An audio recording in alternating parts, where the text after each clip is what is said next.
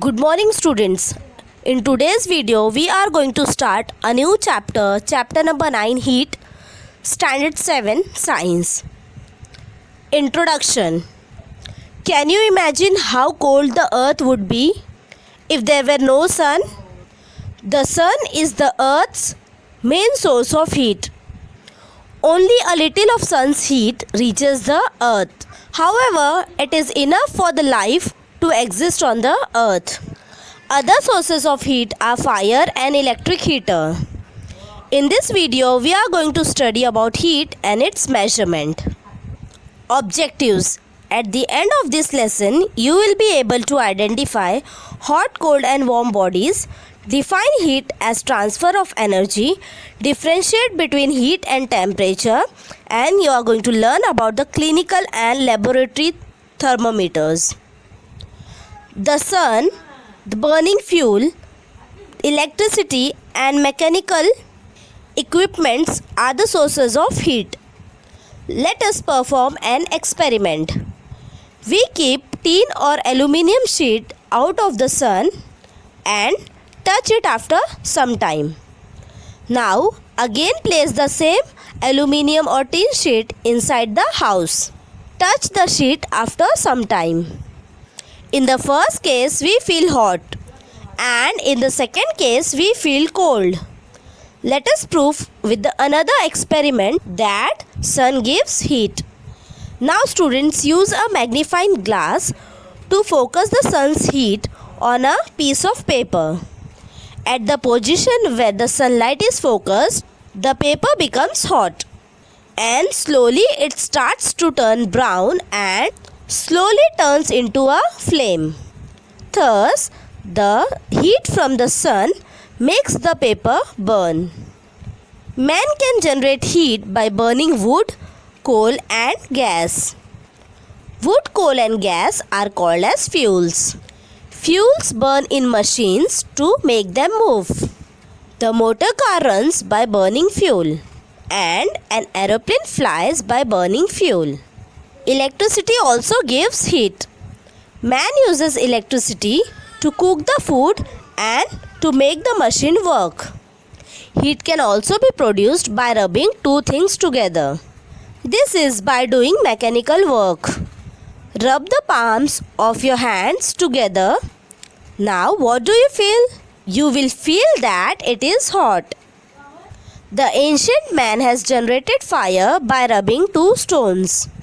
You must have held both the ice and a cup of tea, and while in the other it is hot and cold. When the heat from our body flows out rapidly, we feel very cold. This is the case when we hold ice. Ice on the palm gives us sensation of cold because the heat from the body throws the heat out of the body in the ice. And with this heat, the ice on your palm melts. When the heat energy flow from outside into our body is rapid and more, we feel very hot. This is the case when we hold a cup of coffee. Thus, it is the flow of energy which determines the cold or hot. Students, let us perform an activity to understand the direction of heat flow.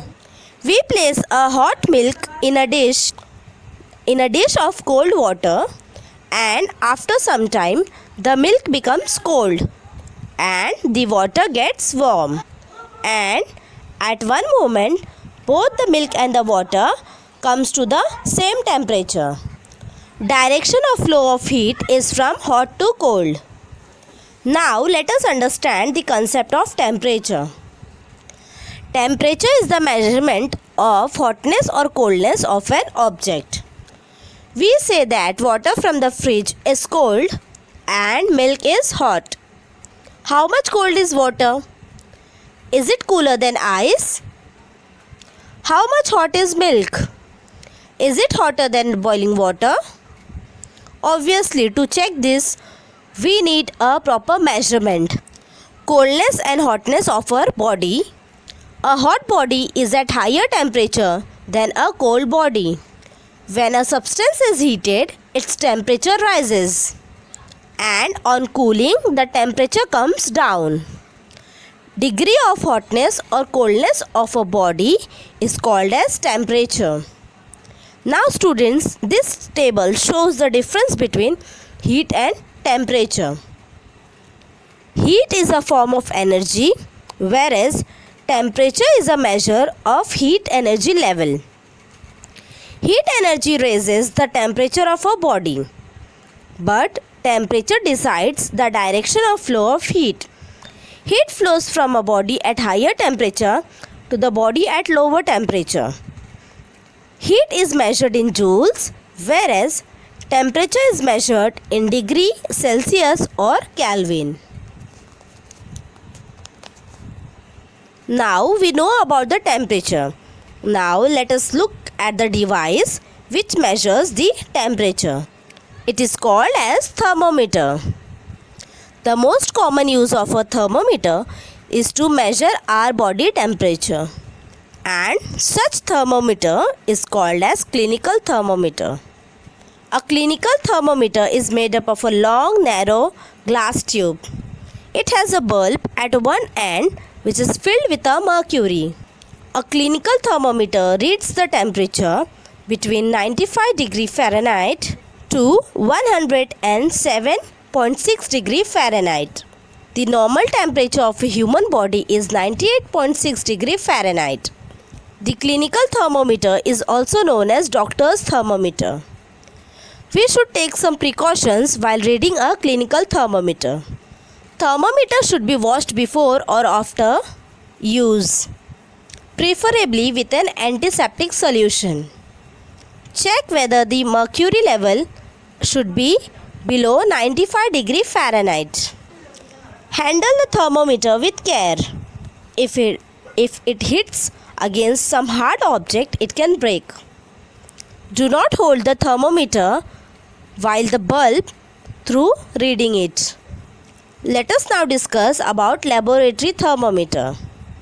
A laboratory thermometer is used to measure the temperature in laboratory, especially for scientific experiments. It is similar to clinical thermometer, but it's more long and narrow. A laboratory thermometer has the temperature from minus 10 degrees Celsius to 110 degrees Celsius. Let us now measure the temperature of the hot water which is kept in a beaker. Take a laboratory thermometer. Immerse the bulb of thermometer in the hot water. See the shiny thread of mercury moving up in the thermometer. After some time, the mercury thread will stop rising and will stop at one place. Read the temperature on the thermometer. Now this is the temperature of hot water. Summary. Let us summarize what we have learnt. You feel cold, warm and hot. Heat flows from hot to cold. Temperature is the measure of heat. A hot body is at higher temperature than a cold body.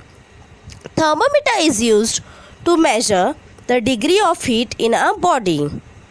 Clinical thermometer is used to measure a body temperature. The range of this thermometer is 95 degrees Fahrenheit to 107